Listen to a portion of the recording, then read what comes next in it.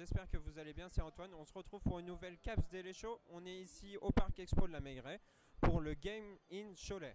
Donc on va vous montrer comment ça se passe tout au long de cette émission, tout ce qui se passe dans ce Parc Expo. Donc je vous laisse découvrir par vous-même. Allez, c'est parti. Chaud, chaud, chaud, Cholet, les, chaud, chaud, chaud, chaud, Cholet, les.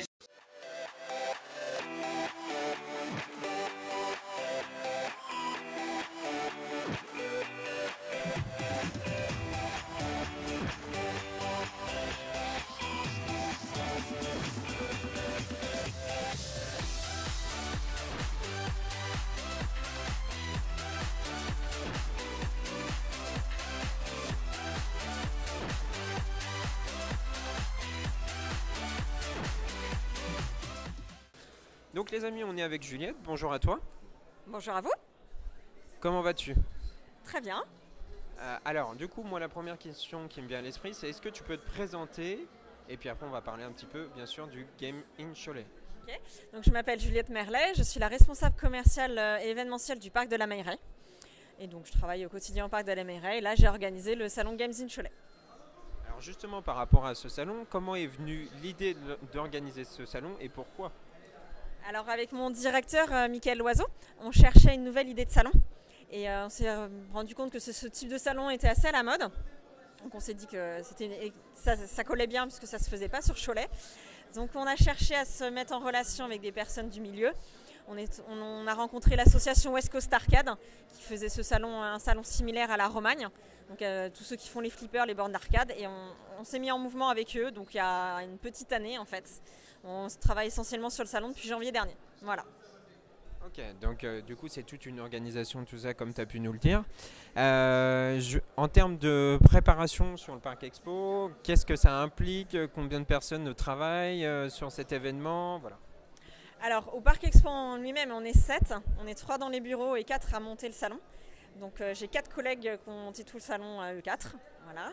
Et ensuite, autrement, comme on a fait intervenir pas mal de partenaires sur toutes les animations, donc la danse, les jeux de société, les jeux vidéo, etc., ça représente une bonne centaine de personnes partenaires de l'événement. Voilà. D'accord. Et pour cette première édition, le but c'était quoi? Vos attentes? Est-ce que vous aviez des attentes en particulier ou des appréhensions aussi? Alors on avait des attentes, on espérait que ça plaise aux visiteurs, donc que les gens s'amusent et le sourire. Donc a priori c'est réussi, les premiers retours.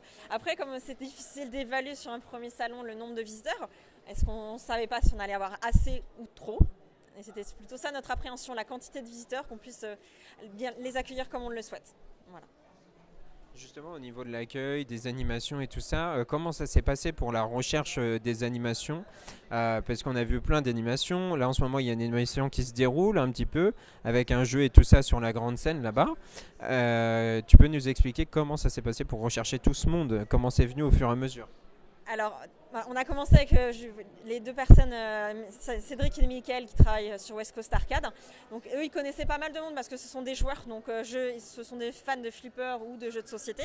Donc, ils nous ont mis en relation avec, par exemple, la SPTT, les jeux de société, justement. Après, j'ai moi cherché l'association de cosplay, la tanière du cosplay, donc sur les réseaux, beaucoup, en fonction de ce qui se faisait ailleurs. Je les ai retrouvés sur d'autres événements en fait, similaires. Et ainsi de suite, en fait, je me suis mis en contact vraiment en fouinant beaucoup sur Internet. Voilà. Oui, ça se fait au fur et à mesure, j'ai envie de dire. Justement, par rapport à toutes ces animations, est-ce que dans l'ensemble, notamment le concours de cosplay, la démonstration de K-pop, quand tu vois les gens qui regardent tout ça avec les yeux émerveillés, ça fait plaisir, je suppose? Oui, ça fait très plaisir. Quand j'ai vu la foule au concours tout à l'heure, la scène était... donc il y avait du monde sur scène et l'espace spectateur était plus que plein, donc ça fait vraiment plaisir. Et les gens ont le sourire, ça fait chaud au cœur. Voilà. Bah, c'est l'essentiel, j'ai envie de dire, surtout quand on prépare un événement comme ça. Alors enfin, dernière question qui me vient à l'esprit, c'est par rapport à l'avenir, comment vous souhaitez que le salon perdure, je suppose, et comment ça va se passer, comment vous allez faire un bilan, je pense, après et tout ça. Est-ce que vous avez déjà des idées ou comme on est au corps qu'à la moitié du salon, vous êtes un petit peu dans le...